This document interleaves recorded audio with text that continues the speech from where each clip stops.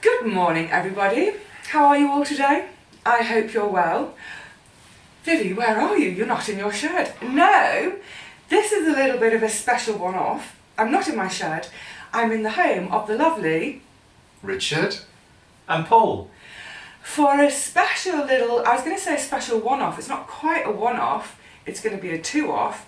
But today we're going to have a little bit of a Q&A session. I'm going to hand over now to Richard, who's going to be our MC for the day. I'm the question queen. Yes, absolutely. So, thank you very much, Vivi. That was lovely. It's going really well so far. Thank you for having us. Yes, we won't descend into too much chaos this time round, I'm sure. Did we last time? If you watched the live video that we did, this is water. It's water. We are completely stone cold sober at this moment in time. So, let's start. Let's start with questions because we've got quite a few to get through. Lovely. So, I'm going to start with the questions that have come from our members on our Facebook group, Planet Vegetarian, on Richard and Paul. Richard and Paul since 2017. Thank you. Blatant self-promotion. I have to get that in there. So, the first question is from Karen June. When you freeze your broad beans, do you leave them with the outer bitter shells on? What, before freezing? Because she blanches hers for 2 minutes first. I do leave the skins on, the second skins on, just because I harvest 8-10 pounds in one go. It's too much to sit and skin every single one. So I harvest them, they get frozen, then when I cook a portion, that's when I'll skin them. Do you skin them then? You take the skins off? Oh yeah. Because the skin's really tough and bitter and yeah. Is that when the beans are older? Even Do you when think if they're young? Because we just eat them. We just eat them whole. Oh, okay. I'm obviously a fosspot then. Your nouvelle cuisine, definitely. But when you frozen them, they are much easier then for the skin to come off. To take off. Yeah. It's much easier to do that. So if you're going to freeze a batch, as Vivi says, freeze it, and then squidge when they're defrosted, squidge them off. Yeah. I guess if you're concerned about having all the nutrients that the beans contain, you could eat the skins if you wanted to. But they have a bitterness about Yeah, them. they're bitter and they're tough. Okay. It depends. It would depend what you're doing with them.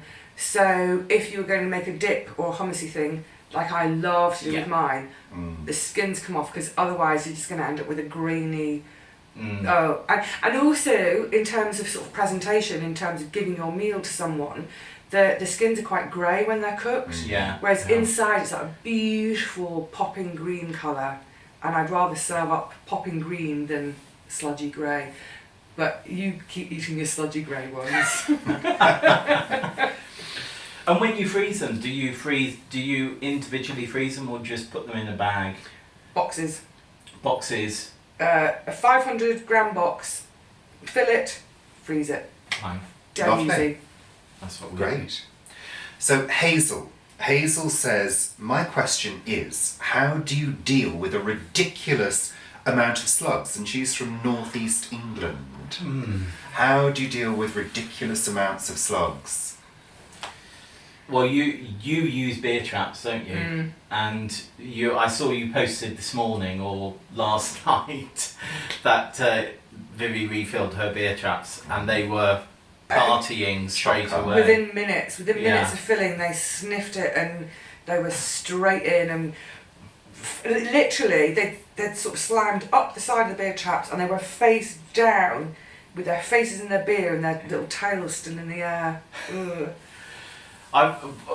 We do have quite a lot of amphibians, a lot of frogs and toads on our plot. We have one enormous toad, which I keep on seeing quite regularly at the moment, and they are fabulous. But we do use beer traps. We've done them, but we haven't done them this year yet. We're quite lucky. We can get the slops from a local pub. Brilliant idea. Yeah. Because obviously the beer that drips into the thing when they pull the pints, all of that is going to be chucked away, and we can get that to use in our beer traps. You tried I yeast, tried- didn't you? I also just sell on the beer slops from the pub. I did ask in a couple of my local pubs about their slops, but they refused. I think they thought I was going to try and sell the slops, I don't know, or drink it myself, but they said no. So I just buy cheap supermarket beer. I tried the yeast, just making up a bit of a yeasty batch. It was okay, but not as effective as The beer. Yeah. But it's much cheaper to use just the yeast. And I'm just going to warn everybody, when you empty it, I empty it into my compost bin. Yeah. Turn the other way with your face so you don't get splashed anyway, but the smell is utterly, it's beyond vile.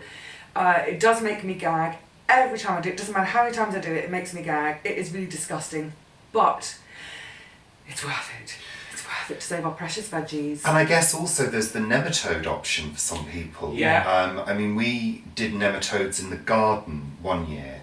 Yeah. Because we did have a lot of flowering plants that were annuals, and we knew that they would get completely Mashed. and utterly trashed.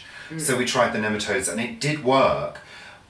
But to be honest, the following year, I found things generally didn't look as healthy, and I don't know why. I think for me, in the back garden, we kind of let things do what they do, and I try to avoid anything that will get eaten. But when you're growing vegetables, it's a different need kettle of veg. fish, especially for you, because your That's it, vegetables that's are my your food. Yeah. So And also, I think the nematodes can be quite expensive because of having to do repeat applications. yeah. But of course, you can have a go at making your own. Absolutely. Yeah. Because they're in the saddle, aren't they? Of the nematodes are natural and in all soil, but you can make it through effectively harvesting some slugs. Because the nematodes, I think, are in the saddle of the slug.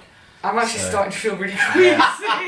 let's move on, shall we? But there we go. We hope that answers your question, Yeah. Hazel. All But sorts of options. When we did do nematodes, because nematodes are quite expensive, I think there's something like it's something like £10 or £12 per application for 40 square metres, something like that, and that is quite a lot.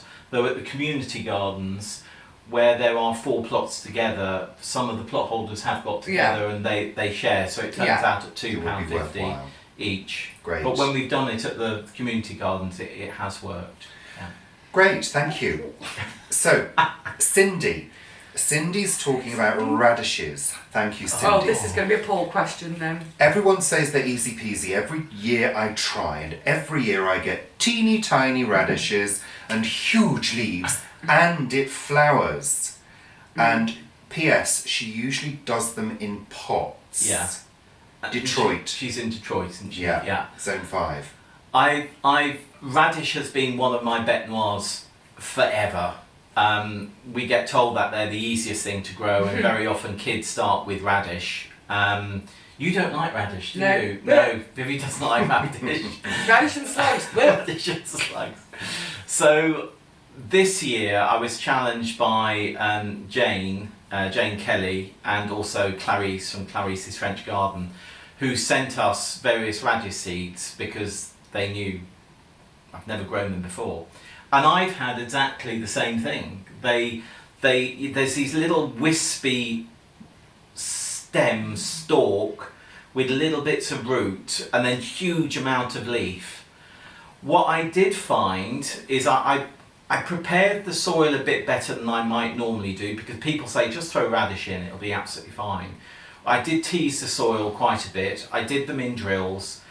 But what I ensured I did from that day is I watered them every day. I was going to ask if it's a watering issue. I think it's a watering issue, because we've Too much water. too Not little enough. water, Okay. and not regularly enough. That is what I found. Because when I did a second batch of radish, various things were going on, and they didn't get watered every day, and I did have the same issue I've had before. So regular watering is key. Yeah, not lots of water, but they like to be they like to have a bit of water every day, I think. Okay. And that has worked. So we're about to do some more radish as well. So Try that, Cindy. Thank you. And bolting. You mentioned bolting. Mm. We both had plants that have bolted very, very early this year. The carrots and spinach. Carrots bolting, it's ridiculous. Heat and dryness. And that with the general radish. stress. Yeah. Yeah. We had broccoli rabe that we sowed, and then it was most probably about 3 or 4 inches tall, as seedlings, and they bolted. It's crazy. The point with the bolting is that's the plant's survival mechanism, if you like. It feels under threat, it's stressed, and it thinks, I'm going to die soon, so I better jolly well get some seeds out there because I'm going to keel over. So yeah, if you've got things in your garden that are bolting, generally it'll be, it's too hot, it's too dry, such and such. That's certainly what we've had in London for weeks on end now. So it's not surprising. It's a bit annoying. So again, just try and be consistent and regular with the watering. Great. And Lovely. Because I do notice that we've had less bolting this year, last year than this year. And I think that's because it was so hot last year. We were watering much more regularly. Exactly. Great. Let's move on because we've got lots of questions for you. Sorry. You just kick up. Brian says, 2 questions. What got you into gardening? And the second question, what tricks do you have for yellowing tomato plants? For making them yellow or stopping them from Stopping yellowing. Okay, so I'm going to go first. What got me into gardening? I think I've spoken about it a bit in the past. It's my grandparents. Just loving being outside in the fresh air, in the garden, barefoot, running to pick food for that night's tea, what have you. So obviously that's my grandparents, but also my mum gardens. I just come from a family who garden, and all of us have always grown at least some part of our own food. So it just seems like the norm. For me, it's normal for a family to grow their own food. So I'm just continuing to do what's normal in my family, really. For me, it was mum and dad. Mum and dad had a B&B, in fact, bed, breakfast and evening meal in Guernsey. And they used to grow food to supplement the young family, but also supplement the table for the guests' evening meal. And we were, again, always out, always in the fields. We lived next to a farm, there were dairy cattle, there were lots of things. So it was instilled in an early age, and even when we moved, Dad carried on having a garden. And even when my parents moved into where my mum lives now, there's a patio, and Mum now tends plants, but they've always had plants to tend. Always had a bit of soil to muck around in. So what about stopping yellowing on tomato plants? What is the issue when tomato leaves go yellow? What's happening? They're either dying off or they're malnourished in some way? I suppose it depends when it is in the season. Because as the plant's going up and up and up and up and up and getting bigger and bigger and putting out all its trusses and developing its fruit, all its energy is going there. So if it's the lower leaves, it's probably they're just naturally dying back. Just get them off. If it's before the plant's at that stage, it's a nutrient deficiency. Well, we were almost in tandem then. So using a tomato feed. Yeah. I've forgotten what the thing is that you put in the bottom of the, not Epsom salts. I do Epsom salts, yeah. Epsom salts at the base when you plant in can help with that. Yeah. And also Epsom salts sprayed onto the leaves. That will help nutrient deficiency as well. But I think there's also, as Vivi says, that tomato is putting so much energy into growth that it's trying to find nutrients in the soil, and if it doesn't have enough nutrients in the soil, it needs to have some type of additional nutrient, which is usually fertiliser, which can be homemade. It can be comfrey, it can be nettle, it can be urine. There's one. What I do. It's what you do. There's another person on our plot at the allotment that uses urine as well. Or of course, it could be a commercial. A specialist tomato feed, yeah. But you need to be wary about using a specialist tomato feed too early. Wait until the first trusses are formed. Absolutely. If your leaves are yellowing before that first truss has been formed, then you can use a weak dilute general fertiliser. Or seaweed's quite good. Seaweed is good. Dad used to go down and get loads of seaweed. But there's quite a lot of channels that have made comfrey. Yeah. Have you made comfrey tea? I don't bother because I make my own. You make your own, yeah. I literally, the only fertiliser I use in the whole garden, when I do my bed prep in the spring, I add some chicken manure.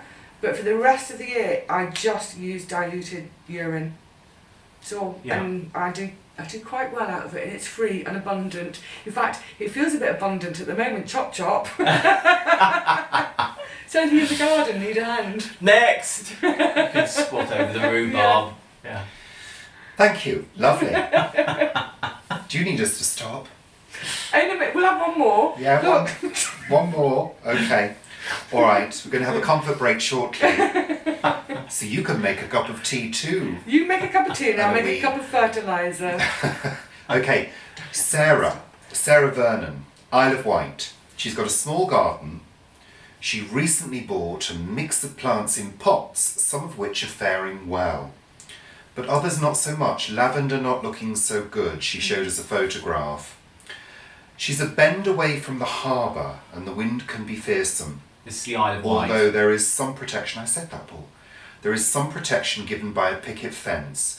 They get more sun than the mainland, but the wind can ruin the effect. What plants would you recommend for this coastal conundrum? What do you think?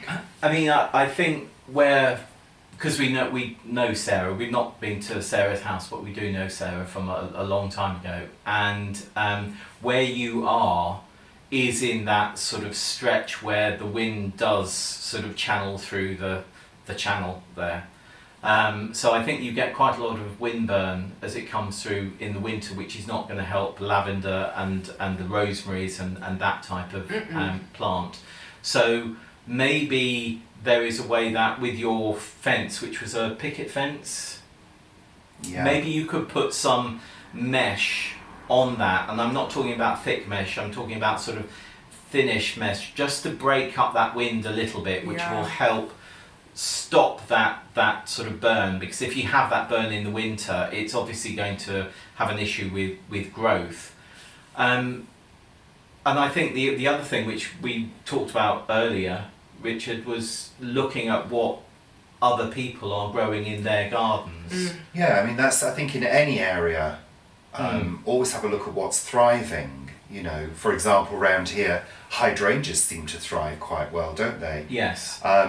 You know, so you don't like them. No. You're like Madonna. You don't like hydrangeas. When are you going home? Yeah, honestly. And we potted one up for you, especially. Yes, we got a huge one in the back garden for you. Not really.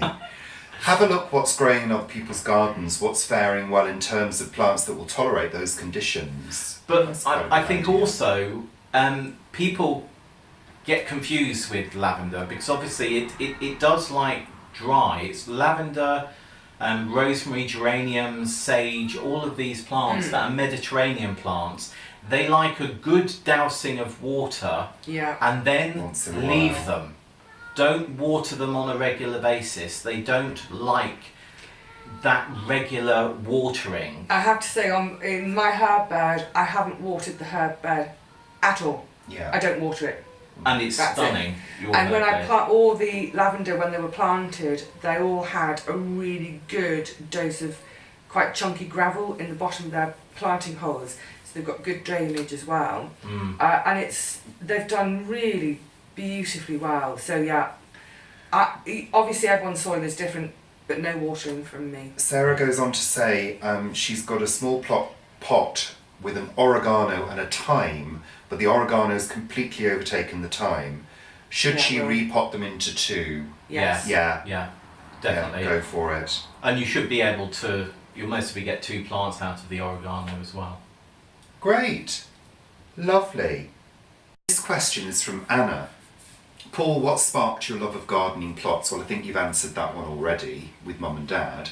Yeah. But she also wants to know about your working with Social Farms and Gardens. Paul's a trustee for Social Farms and Gardens. A trustee. It's very important. I'm actually the chair of trustees. And chair. Yeah, there we are. I think when we took over a plot at the community gardens about 5 years ago, 6 years ago, this coming December, over a period of time, I really understood how working with other people on a plot was just enjoyable, like an allotment. Enjoyable, encouraging, fun, and there was a real social value to it, as there is at any allotment. I know at allotments you always get a few niggles about other people and things, but generally they're great and happy places. Real social, it's fabulous. It's a hub. It's rewarding. Yeah. It's all give and take, it's lovely. Totally. And that sharing of plants, that sharing of information, that sharing of heritage. I mean, I don't know if you feel the same, but you always, virtually every week, you're learning something new. Oh, absolutely.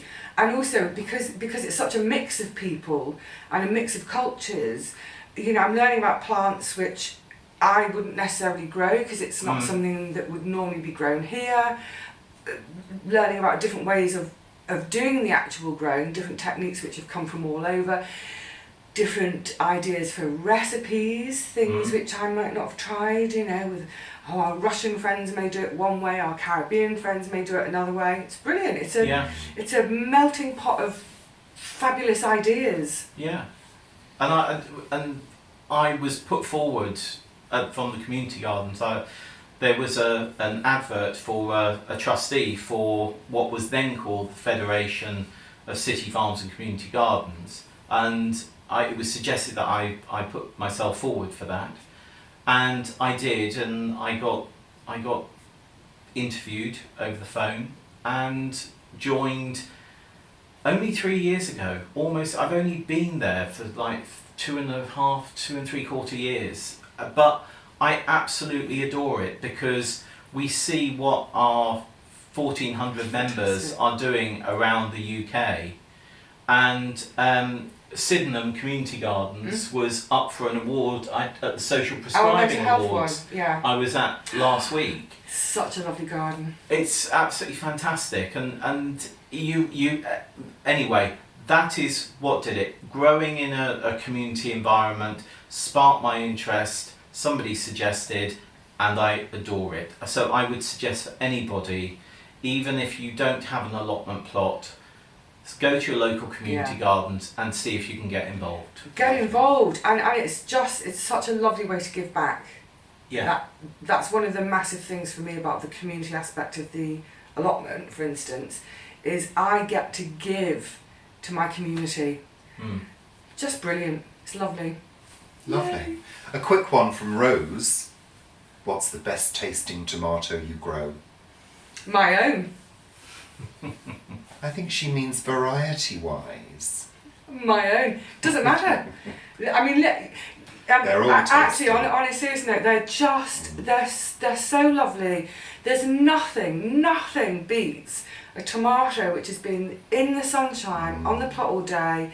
It's 4 or 5 o'clock in the afternoon, you've finished doing all your work, you go around, you pluck a few bits here and there, and they're warm from the sun, like I said, you pop it in, it's just gorgeous. So in a way, I wouldn't care what variety it is, I'm just grateful to have the space to grow and the freshness. I've tried all sorts. I keep coming back to Gardener's Delight because they're great fresh and they're great for bottling. And they grow rampantly, they're prolific. So yeah, I've tried all sorts, but I keep coming back to Gardener's Delight. Dead easy, they do the job. Dad always loved Gardener's Delight, always grew Gardener's Delight. For us. Do excuse us one moment. I'll go to the door. Sorry, the doorbell went and we had to answer. Who was it at the doorbell, Paul, at the door? It was Mario. I thought it might have been one of our stalkers. No. So tomatoes. Tomatoes. Yeah. Quickly now, because we've got lots of questions to get through. Amish paste. It's a tomato we grew last Oh, year, it's lovely. and it's a tomato that we would now grow every year. Yeah. But I do agree with Vivi. All of them are All lovely. tomatoes, fresh, are just stunning. Can't wait. Can't wait. Mm. But another 2 or 3 weeks I reckon for yeah. a ripe one. Yeah, yeah. I haven't eaten a fresh tomato since last September. Oh. So this is going to be it's always a really special moment. But your preserved tomatoes still Oh provide yeah, I you bottle with masses. your I sauces. still and- got bottled tomatoes from last year, Yeah. absolutely fine. And that's great for curries, stews, sauces, everything. and still contain nutrients. Absolutely, Yeah. but it's just that, That fresh. tomato and cucumber salad. Oh.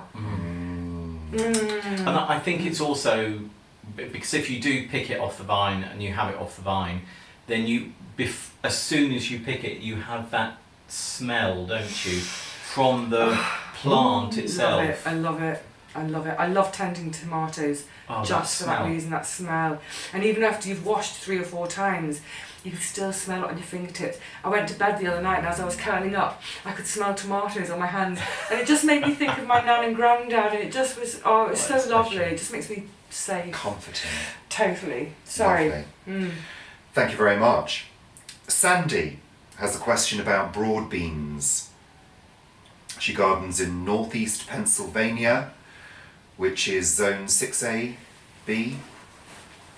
Does that mean anything to anybody? It's harder than... Is Yeah, it? it's... She had almost no pods form this year, Oh, no. but she had plenty last year. They were planted in spring because they wouldn't make it through the winter. Through their winters, no. And the plants look very healthy. She's thinking poor pollination. I was going to say, what was insect activity like when they were flowering? Were there pollinators around? And they get quite a lot of wind as well, and Yeah. the wind can just whip pollen away. You've sprayed them before, haven't you? Misted beans for pollination. I don't think yes. you'll have had the heat. But I subsequently found out that's a myth. Makes Really? no difference, yeah. But isn't the spraying of it the action of actually moving the flowers, and that's when the pollen moves, rather than And the that- actual water? Yeah, I don't know. Maybe that's what attracts I don't know. I would say, though, I know you're colder than us, so you think you probably can't overwinter them. I might be tempted to have a go, but to cover them. So Enviromesh fleece, what have you, because they're really, really hardy. They're tolerant down to about -5.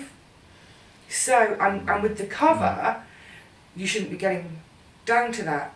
I'm not sure. I think Sandy's main issue may actually be snow, because if it grows to sort of 10 inches and then they have 3 feet of snow, so maybe a cloche. Yeah.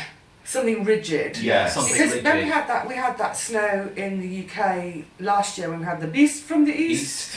Yeah. And my broad beans, which were under Enviromesh, were dumped with snow for. Yeah. And now I know it was only a week and it was only a couple, 3 or 4 inches, but otherwise I'd say it sounds like a pollination issue. Yeah, but I would say, Sandy, to give it a Spritz. go under some Under heavy cover. duty Yeah. cover, Great. because I think that may help.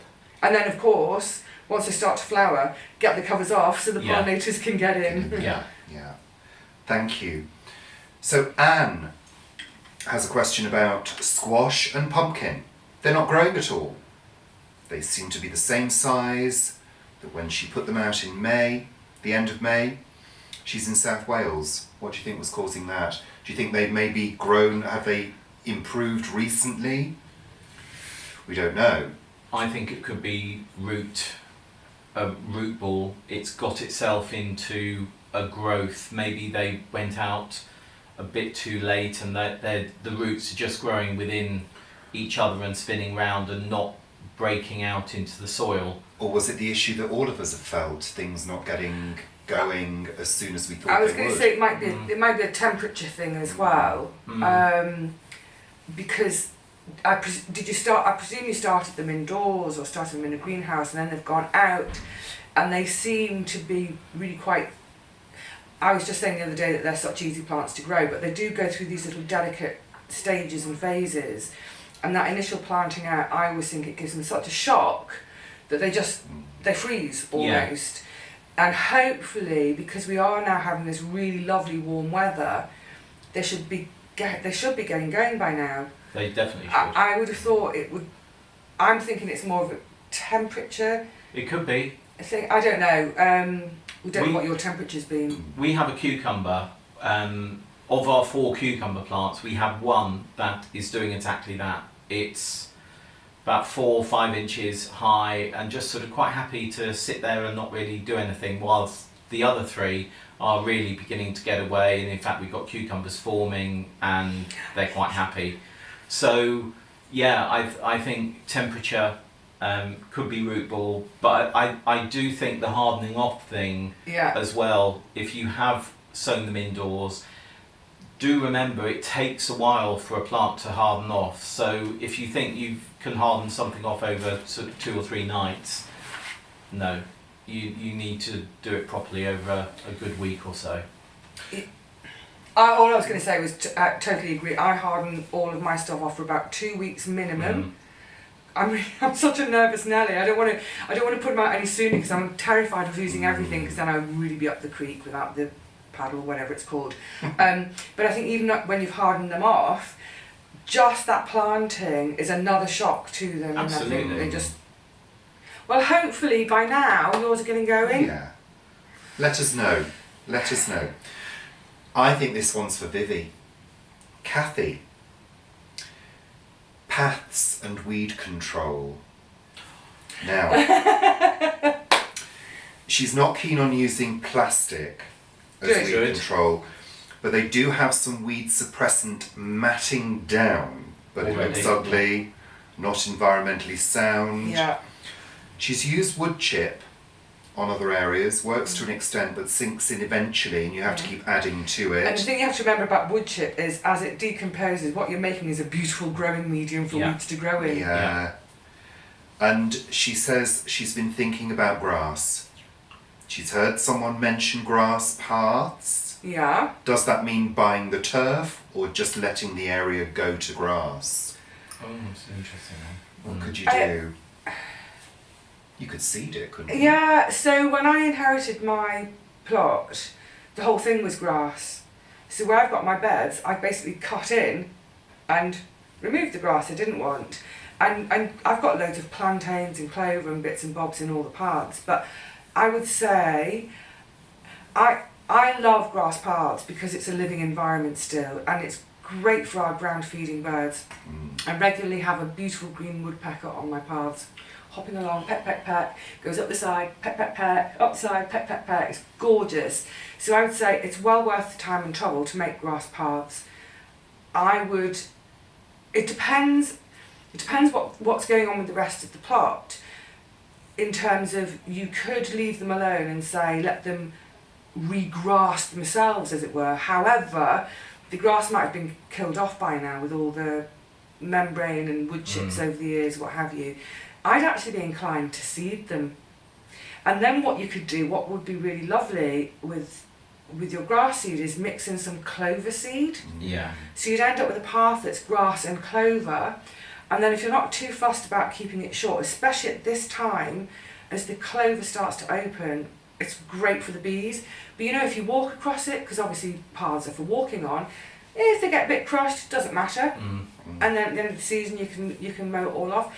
But I think that's, if I was doing my plot all over again, I would definitely have grass paths, and if there were none, I'd seed with grass and clover.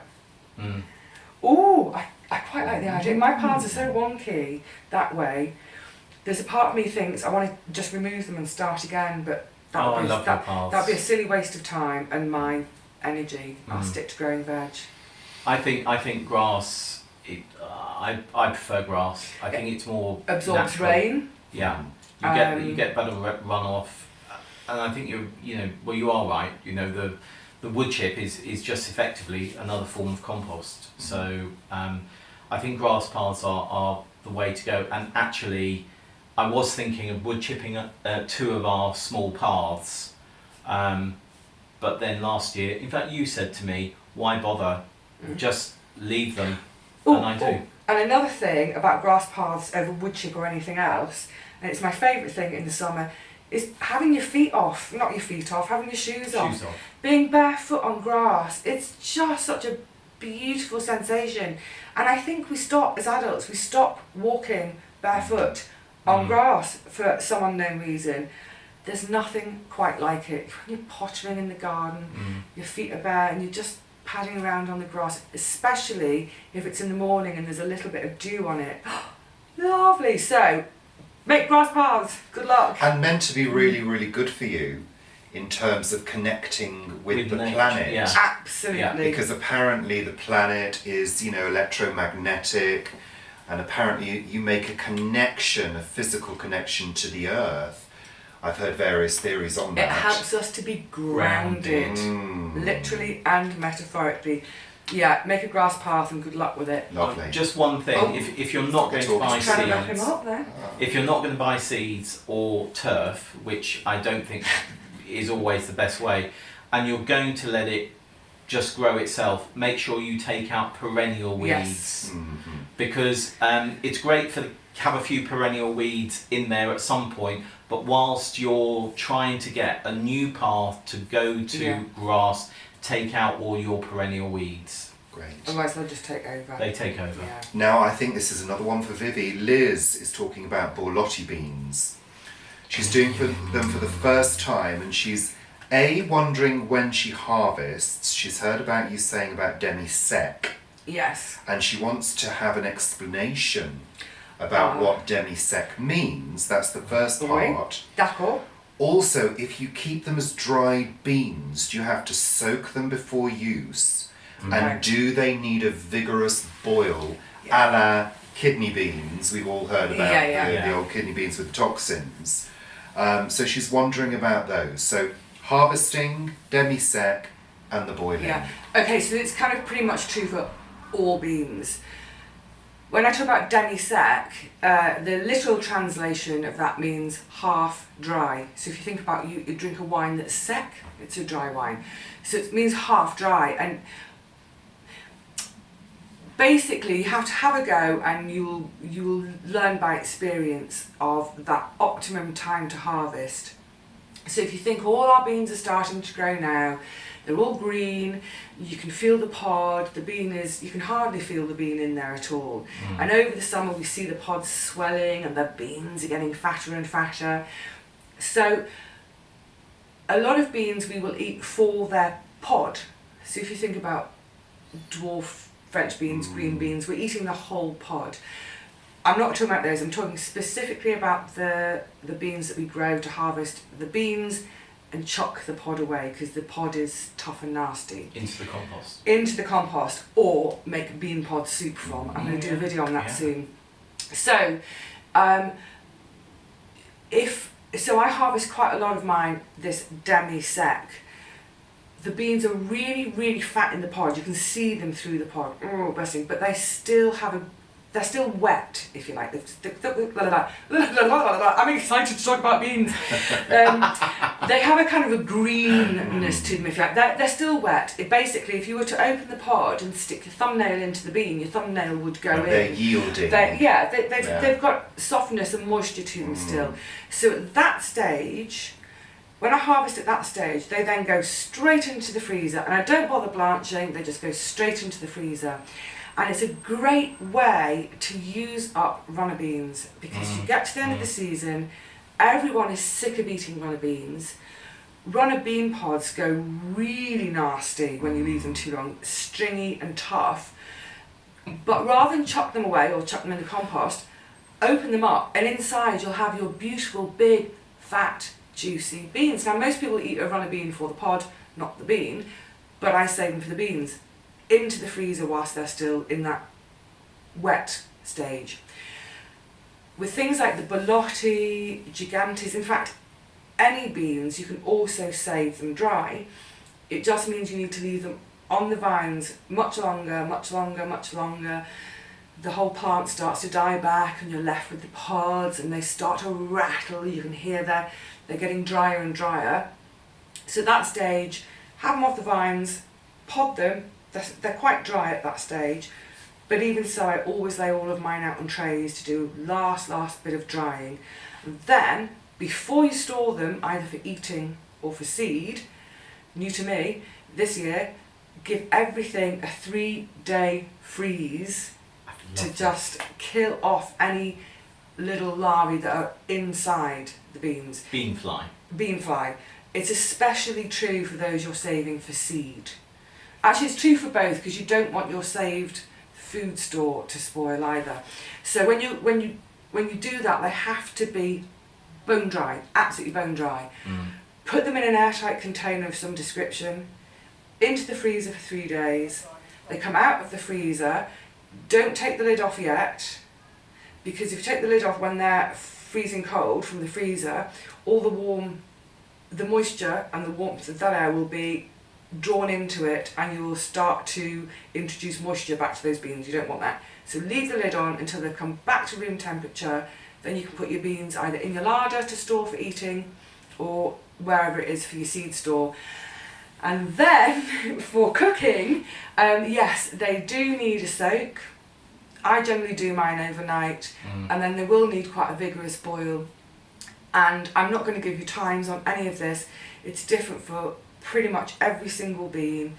It's based on size really, but it's really, really important that you do that process and do it correctly. So rather than me try and go through all of them now, there's loads of charts you can find. If you just Google it, you'll find soaking and cooking times for a whole host of beans. But to give you an example, like the little chickpeas, I only boil mine for about an hour. How long do you do yours for? Usually less than that. Yeah, so about an hour. I like mine soft. And then the gigantes beans is 2.5 hours. So there we go. Whew, beans in a nutshell. Excellent. Lovely. Did I cover it all? Yeah. You did, but I'm just going to say, do be careful about, because obviously when you're podding things and you're out and about on the allotment, sometimes you eat beans. Do be careful about how many runner beans and the runner bean family that you eat. Raw. Because they, for a number of people, they are really bad in the digestive tract and getting digested and can actually poison you. So be careful with how many you do eat. Raw. Yeah. Great, thank you very much. Oh, and just a very quick note. Sorry. Well, because I'm like, yeah. Just a thing with beans, as we all know the phrase, beans, the more you eat, the more you... No, beans, they're good for your heart. The more you eat, the more you... I've never had an issue with any old gassy pops. But if you cook beans with winter savoury, that is supposed to help with the gaseous side effects. I've never tried it myself because I've got iron guts, I think, from years of eating beans, but give it a try. If you suffer from windy pops after eating beans, put some winter savoury in as you're cooking. Or go for a walk. Yeah, or just live alone and enjoy. Go for it, no one's gonna, So, Nancy has got blossom drop on her gigantes. I'm sorry to hear that, Nancy. Sounds terrible. Oh. Same last year, tons of flowers but very few pods. What's going on? I think it sort of comes back a bit to the question earlier. It must be a pollination thing. They're not being pollinated. And blossom drop is obviously when the blossom falls off and you're just left with a sort of stalk with nothing on it. So lack of pollinators. Doesn't heat and drought can also do it. Absolutely, and where Nancy is, So if basically the flowers are dropping off before the pollinators have been attracted to them, there obviously isn't going to be a pod. I don't know, but you probably want to know an answer of how to fix it, and I don't know. I wonder if it's too hot, if that's been part of the issue, whether it's worth trying to start them a little bit earlier, so that when they're coming to flower, it's not quite so ragingly hot. Because you don't want to be really hand pollinating beans, do you? Can you imagine that? No, that'd be a nightmare. Absolutely nightmare. I mean, gigantes. I think there are actually. We talk about gigantes. There are actually two types of gigantes. If you have the true gigantes, which are the Greek butter beans, then they are grown in heat. They ought to be happy with and the they heat, should be happy with it. If you are growing the sort of what I call the fake gigantes, which I'm not sure you are, because I think I've seen them in a photo. So it's more like a butter bean. It's like more like a runner bean. Right. So they call there's a few beans that they call butter beans, and actually they're a runner bean, which is a different member of the family, and those do not like as much heat. I think nor the dryness. No. Because they would for our normal summers would be cool and wet. Yes, absolutely. And I think what's also important is that you do try. This is where I think heritage varieties are really important, because yes, we've got climate change. We know things are actually changing, but grow things that grow well in your area. You know, it's people who try and grow watermelons in the UK. That's great, and they're great fun, but we're never going to have huge crops of watermelons in the UK. Loofah in London. Loofah It's in a London. stupid idea. I'm not going to do it next year because it's not going to work. Right plant, right place, best chateau.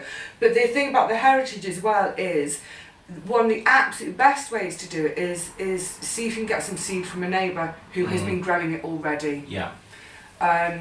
So I don't know where your seed came from, but yeah, sorry to hear that. I don't know what's the best solution. I'm not sure there is necessarily a solution. No. I think as This Vivi might not says, be right. trying earlier in the growing season so that they grow earlier without the heat. But yeah, I'm not sure. Not on that one. Sorry. Let's move on. We're coming to the end almost of this episode. Let's squeeze in a couple more, shall we? Quick one for Paul. Cheeky Prince, can you grow them in a polytunnel, Nona says? Yes. Yes, you can. There we are. Because she's had a couple of them struggling. But Lovely. do remember to make sure that the bees can get into the polytunnel, because you need bees and pollinators to get into the polytunnel. It was a yes or to no? pollinate, or you have to pollinate them yourself. Okay, good. Powdery mildew, how do we deal with Yes it? or no? Mm. Dilute milk solution. 1 part milk, 9 parts water, mix it up in your spritzer, spritz your affected leaves. But it does need to be milk, Yes. so you can't use a soya substitute. Yeah, it has to be dairy, cows, Dairy. full fat. Okay, lovely. Carrots. Oh, and I think you spray in the sun, because the sun. Yes, bakes it on. It's what is it? When It binds. No, the sun does something to it. Catalyses Yeah, the sun is a Homogenises it. catalyst, Hydrogen catalyst. and it gets it going. So do it in the sun.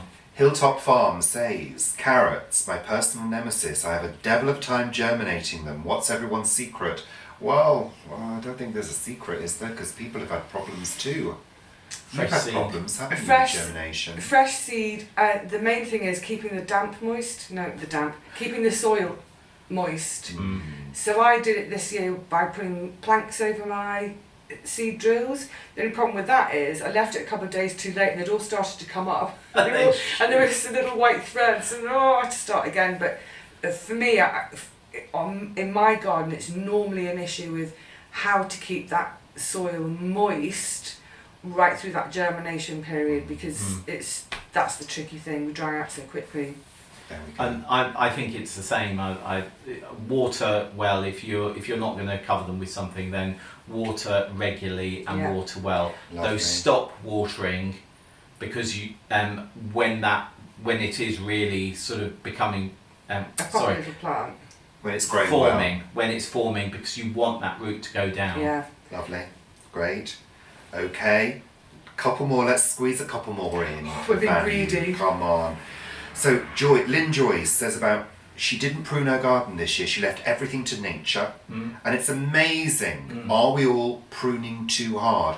I guess it's difficult, isn't it? Because some plants need to be pruned to get the best out of them, don't they? If you want lots of flowers, for example. Yes, they do. You know, some do need to be cut back. And things like your fruit bushes to encourage new growth. It's dependent. Depends Yeah. on the plant. You know, if like with espalier apple trees, for example, you want to develop new growth, and then Because that's where leave your that fruit- to produce your fruit. Yeah. But Buddleias need to be pruned Oh, back yeah. to give them a chance to form new heads. Yeah. do you know what though? I reckon it's each to their own. If you I don't, think so. if you don't want to prune and you want a lovely blousy, rampant, Yeah. crazy garden, fantastic. If you're a bit of a neat freak, I've not got anything in my garden to prune apart from the rose bush, and I prune that because it's on the path and it's for the safety of everyone coming up and down the path. I give it a prune, but otherwise, do what you want. Keep things all neat and pruned, or let them go mad and blousy, but you might not get as good produce from them that way. Okay. You know. Sorry, I'm sorry. No, I agree. We've got a friend who prunes to the nth degree and everything is very pristine. But yeah, I think do what you think is good. If you're going to do raspberries, summer fruiting Just raspberries and autumn fruiting raspberries, you do need to prune them differently. You said that. I would always go for autumn fruiting raspberries, and then if you want some earlier raspberries, just do not prune them because they will. I know I'm talking about raspberries. But we need to I move suppose on. it We've got depends to whether get you're them talking about a flower shrubbery Or garden or a productive yeah. kitchen Yes. garden. Yeah. in. Absolutely. Let's move on. Siggy, any herbs for shade? Oh, hey, Siggy. Ooh. Bay. Bay, doesn't need a lot. yes. Of, Bay will grow in shade. It's the Dark leaf. chives don't need a huge amount. I think of the ones with more fleshy of leaf. Yeah. Because I'm in full sun. I've never really. I think thyme will grow in partial shade. Yeah. Ooh. There's Lavender not a, will grow in partial shade, but it will get leggy. Yeah. Yeah. Yeah. So you need So to you prune need to prune it. Yeah, exactly. There we are. There we go. Okay, so What, another one? just one more. Let's fit one more in before we go. One more. Now, Joanne. One more question. Copyright. One more question. Yeah. Okay. One question more. Okay, Joanne says. We are the miserables. Do you have any excess produce that you donate? I donate it to my belly. Yeah. Actually, no. In fairness, yes. Sharing do. table. No. Well, it's changed for me in the last couple of years because now I'm trying to just live by the allotment. So there's no such thing as excess because everything gets stored and used. However, so not last year, the year before, the first part of doing that, I didn't give anything away, and then I felt really quite miserable for that. I felt mean. So last year, for instance, with the squash, I gave a load of squash away. You had a load, didn't you? I gave quite a few carrots away because I've got a local church that does lunches, so they will take fresh produce because a lot of the food banks won't take fresh. But yeah, I got back to that last year of giving some of it away. But it's a bit harder now because that's out of my belly to someone else. Yeah. But you guys do, don't you? We Community do. plot. We do at the community plot. We give things to various places.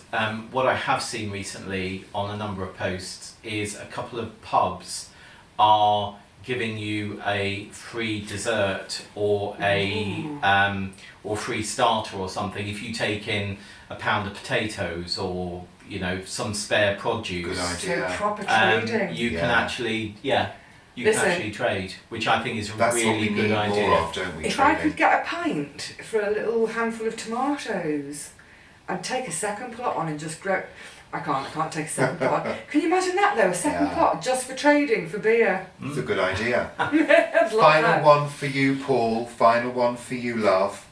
Shirley says, compost related. Cardboard boxes, can they be composted? What cardboard boxes are we talking about? Just- Brown cardboard boxes? I assume so. Can she compost them? Does she shred them? Right.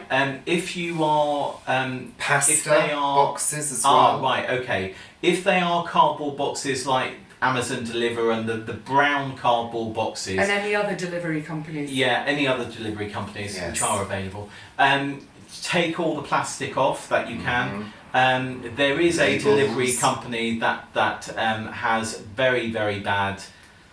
Well, it is Amazon and it's Prime. If you're a Prime member, you get something with its tape on, and that tape is a nightmare because you can't compost that and you can't take it off the box. If it's brown, it can be composted. Best thing is to tear it up. Yeah. The other good thing to do, which you'll have seen Vivi do, is cover your beds over the winter with it to stop the nutrients going out of your soil with the rain.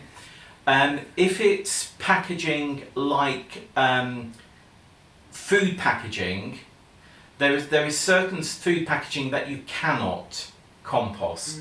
If it has got a film on it, again, or if it feels quite shiny, It's that shininess. Yeah. do not compost that. But otherwise, shred it, tear it up. Cereal boxes, certainly in the UK, and I think most of them in the US, can now be composted and just torn up. There are quite a lot of things that are coming in from China at the moment still, which you cannot compost, even though they're food. Great. Well, that's the end of part one, Vivi. So, oh my goodness, we're going to go and have a little break in a minute. I think we're going to have some lunch and loveliness. So, as Richard just said, that's the end of part one. Oh yes, there's going to be a part two. Can you take any more? I'm not So sure I this can. is we're going to go and put Paul to lie down somewhere for just to regain his strength. So by the time you see this, a couple of days later, or even maybe the next day, and I'll put a link under mine to this, you can then hop on over to Richard and Paul's channel, and they'll be doing part deuxième of the great Q&A. I don't know if I will see you before. Actually, I probably won't see you again before that happens. I'll see you again after that happens. If indeed it does happen, it's going to happen. I just think we all need a bit of a... So, it's that time of day for me to say cheerio to everybody. I hope we've been able to answer the questions with a degree of usefulness. Is that I the word think I'm they've been looking for? answered Yes, perfectly. absolutely. I'm not sure about the seasidey ones because I don't live by the seaside. But otherwise, yeah, I hope that's been really helpful and useful for folk. And even if you didn't ask a question, maybe there was a question that was lurking anyway, and that we've covered that. But if we haven't, tune in for part deuxième in a couple of days on his guys' channels, and hopefully we'll cover it there. So, stay well, stay healthy, stay happy, stay grounded. Take your shoes off in the garden. Go on, hop to it. Take your shoes off, go outside, and bliss out. That's it from all of us for now. So we're going to say collective cheerio. You ready, boys? Joys? Why not? Cheerio!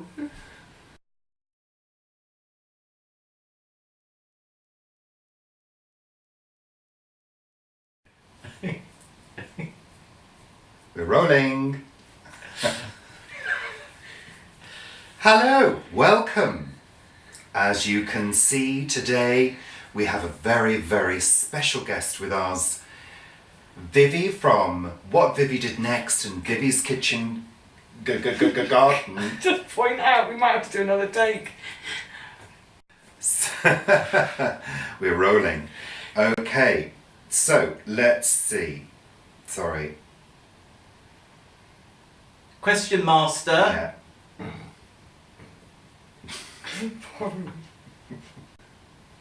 Your joys now. I like that. Oh, sometimes I can't stop my... I got that on camera.